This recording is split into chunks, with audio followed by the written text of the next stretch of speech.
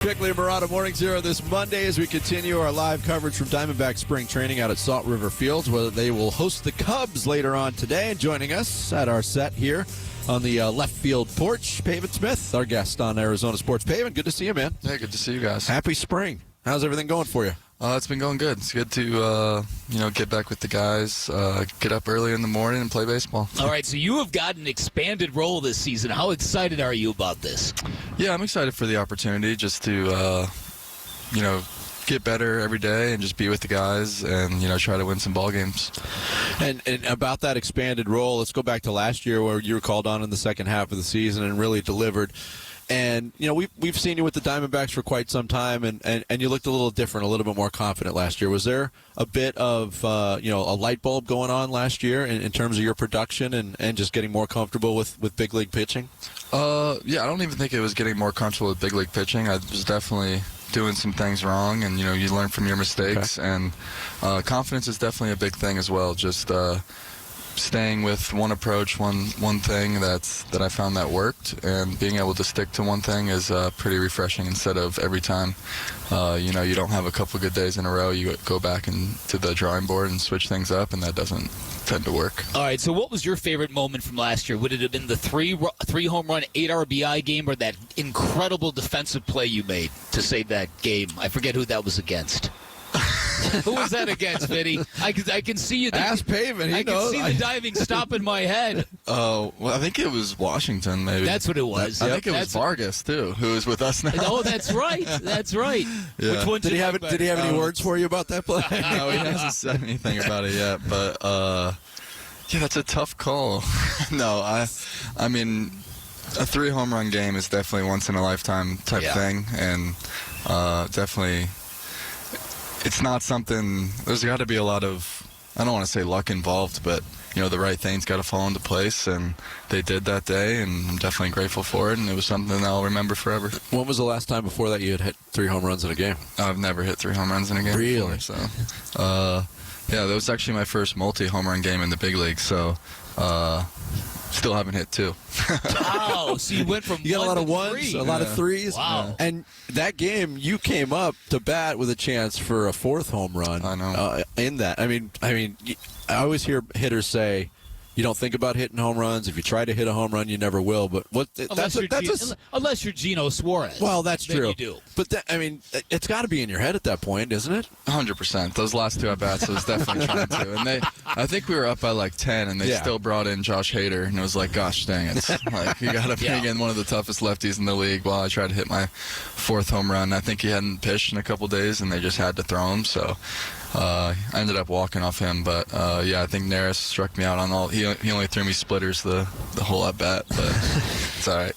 We've talked to you on a number of occasions, and you're like the epitome of the level-headed, even-keeled baseball player. How does somebody like you, if you're now going to be the guy that replaces Jock Peterson's bat in the lineup, and you're going to get expanded opportunities based on the great metrics you put forth last year in limited sample times, how do you not let that get in your head? How do you just stay, true to who you are? Yeah, I don't think I'm trying to be like Jock. Jock's his player, and I'm my own player. So just try to focus on what I do and not worry about, how well Jock did in that role last year.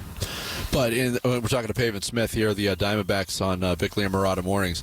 In that role, though, Jock's success and the success really of the DH position in general, with Randall hitting against lefties and Jock hitting against righties, and your splits last year against righties were very good. How much more confidence does that give you in that role going into it? Yeah, I think a lot of people have to learn how to play DH because it's the only thing you're doing the whole day, so you're thinking about it a lot. If you don't have a good game, you feel like you've done nothing to help the team. So it's definitely a learning curve that I've had success with. You try not to dwell on your last at bat because you have a lot of time to think about it.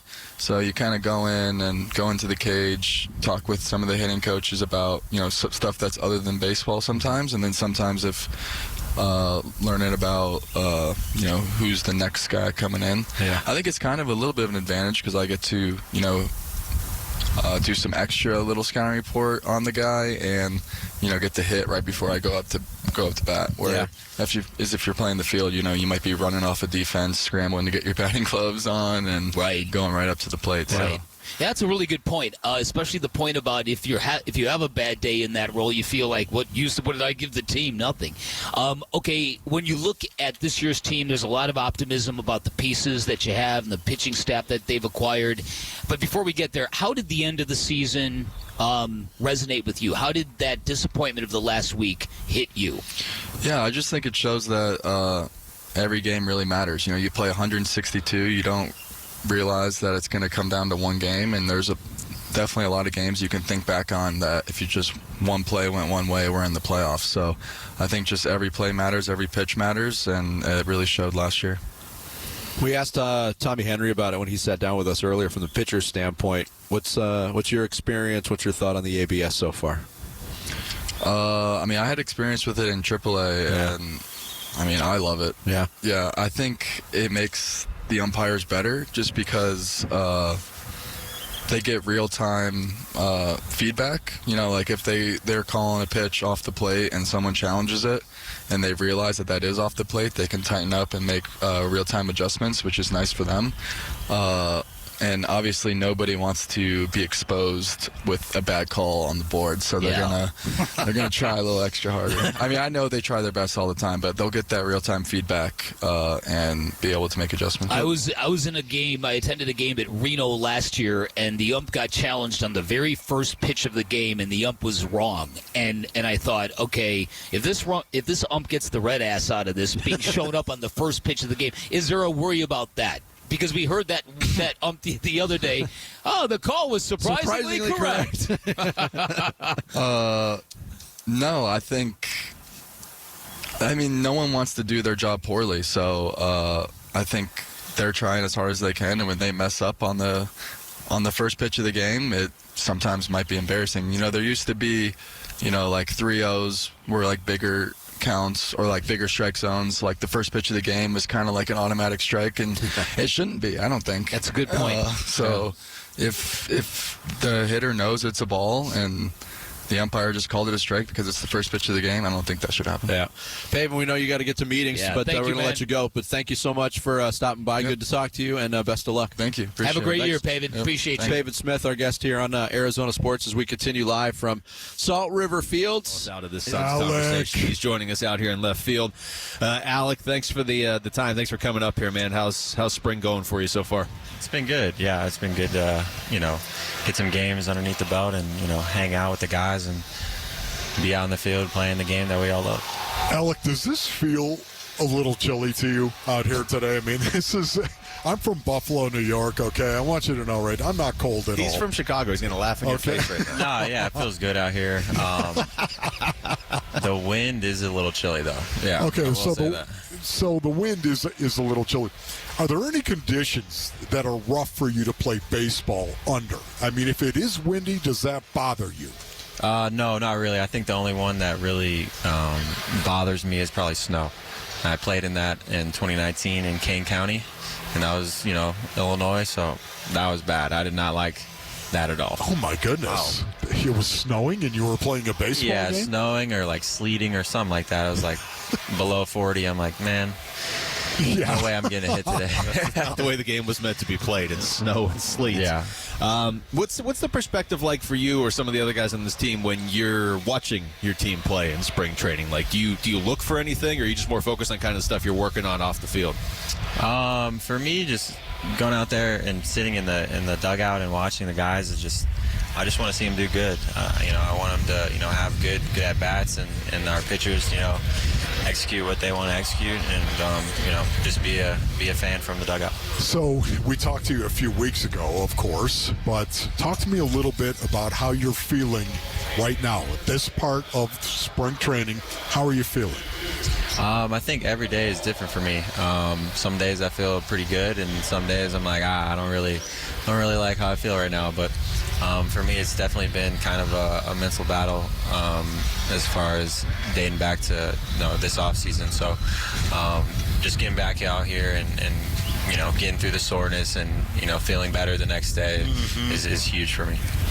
We're talking to Alek Thomas, that up and down, that sort of back and forth just in general, I know you're working back from an injury, but is that typical for spring training? Because you do have, some time to get ready, and baseball can be such a mental game. Yeah, I think it is. At least for me now at this point, typical for, spring training. You're going to have aches and pains, and, it's not going to last forever. And, that's just how I got to look at it. And that's how I've been talking with our medical team. And, they've definitely calmed me down a little bit. I think for me, it's just, I've been kind of scarred by what had happened last year. And, it's just hard for me to get over, soreness, even though it's just soreness. Yeah. And my mind will just stick to that soreness for the whole day, or even going into the next day. So it's just been a grind. So Alek, have you made any adjustments at the dish at all in terms of hitting? Are you coming in focused on something? What are you trying to accomplish, if so? Yeah, I think I've tried to scoot up in the plate a little bit and try to get the ball a little higher up in the zone for me. I feel like that's pretty much the only big difference for me so far. Definitely some things I'm working on in the cage that I like, and that I was doing going into spring training last year. And I liked where I was at then, so I like where I'm at right now too. Well, Alek, we appreciate this, man. We'll let you get back to what you're working on, but thanks for joining us up here. Yeah, appreciate it, guys. Thank you, man. Appreciate you, Alek. Yeah, good to see it. All right, that's Alek Thomas joining us up here. Thanks for watching Wolf and Luke. Tap to see more and click the button in the middle to subscribe to Arizona Sports.